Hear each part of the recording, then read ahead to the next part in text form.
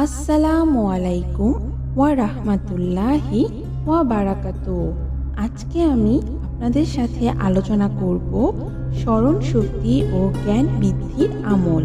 আপনারা যদি এই আয়াত চারটি ফরজ ও মাগরিবের নামাজের পর 11 বার পাঠ করেন তাহলে স্মরণ শক্তি বৃদ্ধি পাবে ইনশাআল্লাহ।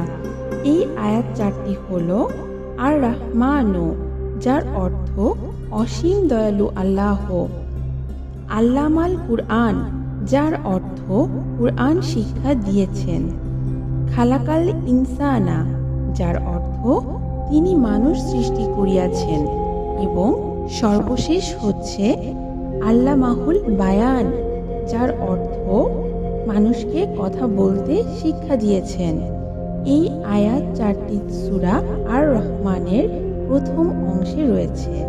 এই আয়াতসমূহ দ্বারা আল্লাহ তাআলা জানিয়ে দিয়েছেন যে সকল প্রকার শিক্ষার মূলে তাহার ইচ্ছা ও রহমত বর্তমান রয়েছে। তাহার ইচ্ছা অনুগ্রহ ছাড়া কেউ কিছু শিক্ষা লাভ করতে পারে না। এই আয়াতসমূহ দ্বারা তাহার ওই সকল ক্ষমতা ও রহমতের স্মরণ করা হয়েছে। ফলে ইহার বরকত পাঠকের উপর ইলম শিক্ষার সময় রহমত অবতীর্ণ হয়। তাই আমাদের অবশ্যই স্মরণ শক্তি জ্ঞানের জন্য এই আমলগুলো করতে হবে।